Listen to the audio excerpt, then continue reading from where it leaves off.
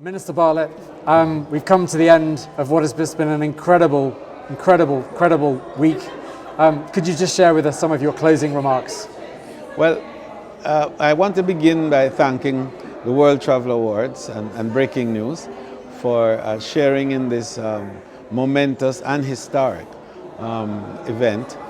This is the first ever Global Tourism Resilience Conference, and we had it over 3 days.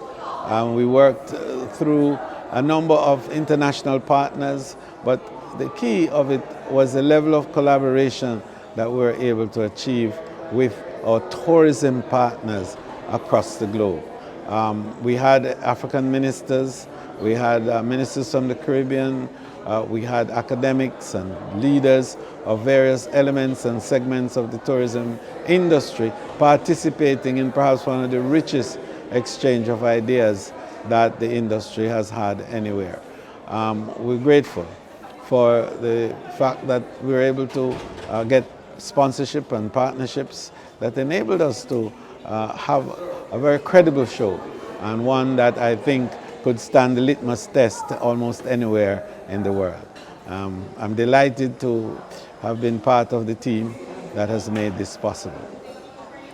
Minister, really, this is really the end of the beginning, to quote a man.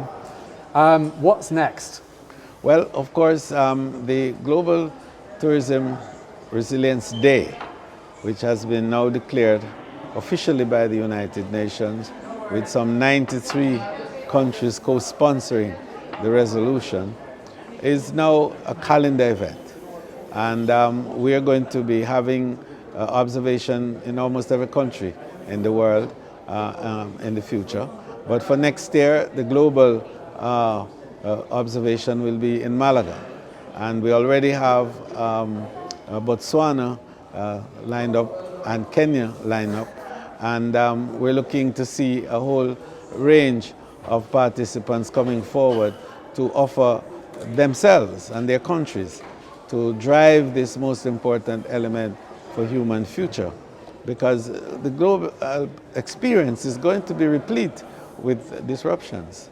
You heard one of the participants indicate that in the last 50 years we've had over 1,000 disruptions that have cost the globe over trillions of dollars.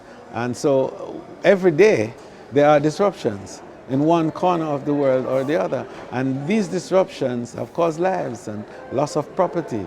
And so we have to continue to build the capacity to, first of all, predict these disruptions, then to mitigate against them, to manage them when they come, to recover and recover quickly, and then to thrive afterwards. Because the thriving is what is going to enable our sustainability on planet Earth. So we think that each of us has a responsibility. And so when I called for a tourism resilience fund, which is separate and apart from loss and damage or the green fund or any other such funds, this is a fund that the tourists can contribute to willingly, freely, and voluntarily. This is not a tax. This is not intended to impose a requirement on anyone. It is to say to you, you have a responsibility. Each of us who travel, the 1.4 billion of us that traveled in 2019, and now the increasing number that will grow even beyond that 1.4 when we fully recovered, we have a responsibility because we leave a footprint behind. And we need to contribute towards that carbon footprint that we left. And so we think that the destinations would then be the recipient of this contribution.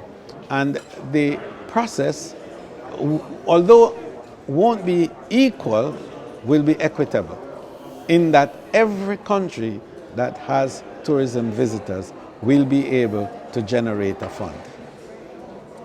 Because the funds that will be provided from the consumption of goods and services in the destination would remain in the destination. And a final element of that idea, which I think is different from the others, is that there are no restrictions. There will be no sets of rules and regulations which will determine whether you get the fund or you don't get the fund. The only condition will be if you are a destination where tourism come to consume and to enjoy the richness of your biodiversity and your geophysical features, and your human ingenuity, then you contribute something. And that will be put into a fund to get back now to build capacity to manage disruptions and to recover quickly and well, and to be able to make those destinations even more ready and stronger prepared for the enjoyment and satisfaction that you will have in the future. Minister, congratulations on an incredible achievement. Thank you for giving us time today, and we look forward to the next chapter. But I can't leave without saying the true sense of appreciation that we have to World Travel Award for making an important contribution to the next chapter.